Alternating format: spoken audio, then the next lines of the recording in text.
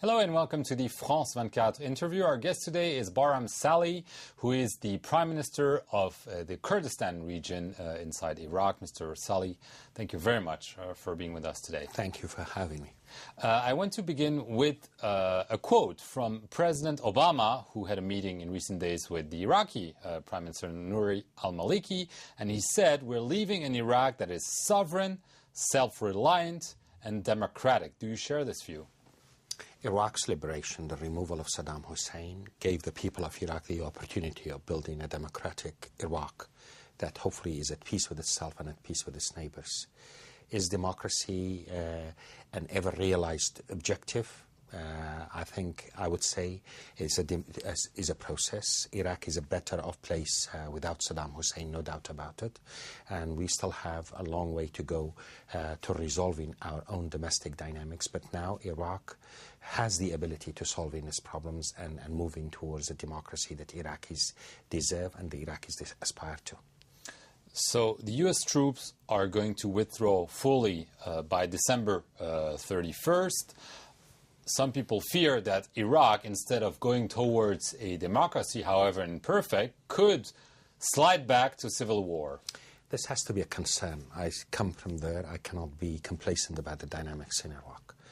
I think the stakes are very high for all of us, all components of Iraqi society, to making sure that the country has a fighting chance and make sure that we can defend ourselves and deter predators, and also find among ourselves a space by which we can work out problems through.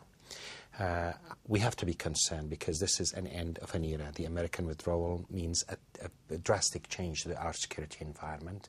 The onus of responsibility will be upon the Iraqi leadership across the board to making sure that we live up to that challenge and make sure that the country remains intact and that the power struggle among various components of Iraq's politics is within the Iraqi system, under the roof of the Iraqi parliament, instead through violence and sectarian conflict. But do you fear this has been well prepared? I mean, it seems that it was a rushed exit, in fact. I tell you what, this agreement between Iraq and the United States was signed in 2008, and the title was the agreement to withdraw American troops by end of 2011. I know some people wanted the troops to stay on beyond that, including us in Kurdistan, actually, because we thought that Iraqi security forces are not yet capable, fully capable, and the regional dynamics that we have, we thought that presence of Americans may help stabilize that environment. But at the end of the day, this was an agreement between the governments of Iraq and the United States. We have what we have. We have to deal with it. And I say to ourselves, I say to my colleagues in Baghdad, now is the moment of truth. We are essentially in a different ball game. We have to shoulder responsibility together. We really have to work together to make sure that the country does not descend into trouble, and we do not offer our detractors, whether they are extremists within, whether they are regional predators, opportunities to destabilize our situation. What does it mean for Kurdistan, concretely, the U.S. withdrawal? A change in dynamics, no doubt about it. Remember, Kurdistan since 1991 has had a no-fly zone by American troops. 2003, American troops came in and helped us overcome Saddam Hussein. We appreciate that, no doubt. But in another way as well, over the last 8 years, there were very minimal soldiers, if any, in Kurdistan.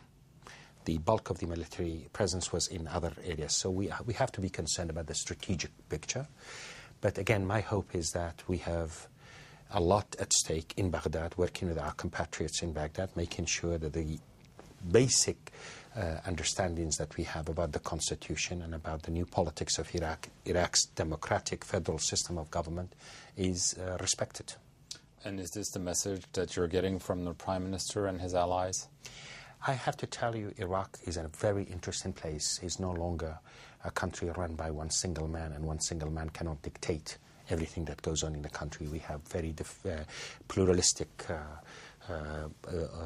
political system, a lot of players involved. We need to work hard with the Prime Minister. We need to work hard across the political fields. We say to our colleagues in Baghdad, the history of Iraq is instructive.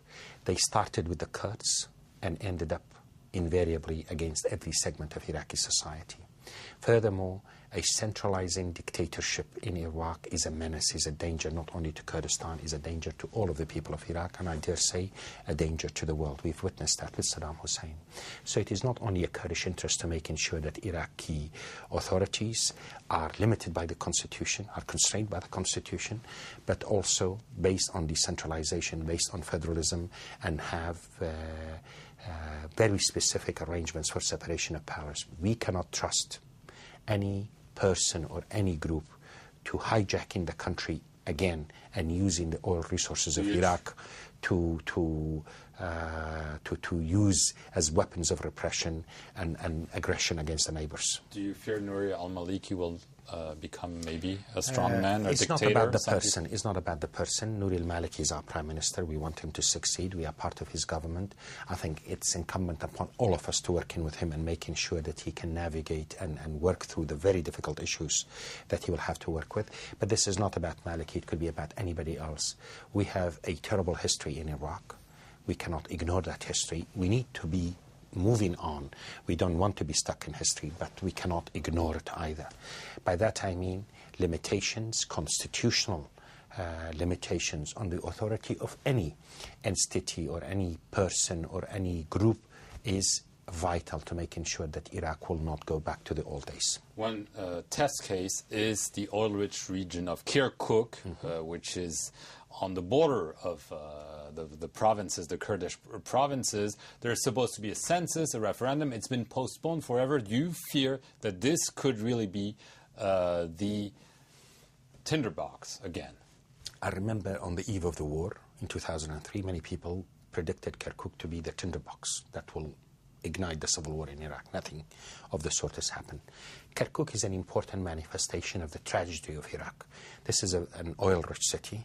This is a place where Kurds, Turkmens, and Arabs lived together in peace forever. Saddam Hussein came and instituted a policy of ethnic cleansing, deporting Kurds, Turkmens, and replacing them with Arab settlers. This is the essence of what's has gone on in Kirkuk. We as Kurds look upon Kirkuk as part of Kurdistan, historically and geographically. My compatriots, the Turkmens and Arabs, disagree. What we have agreed in the constitution is a process by which we can go back to the original inhabitants of Kirkuk and have a census. This cannot be postponed forever, and I tell you why. Ethnic cleansing cannot stand. Ethnic cleansing is immoral, is dangerous, and I think the new leadership of Iraq, the new government in Iraq, the new political system of Iraq really must have the courage to deal with this. What's the deadline for a referendum?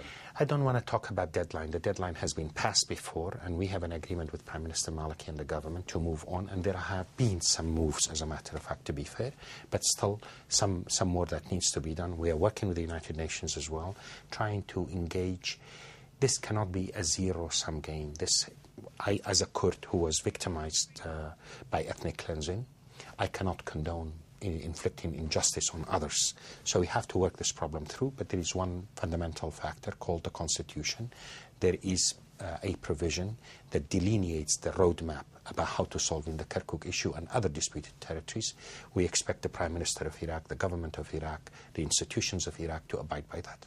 I want to get to another bone of contention, the oil. The Kurdish region has signed a number of deal agreements, especially one recently with Exxon.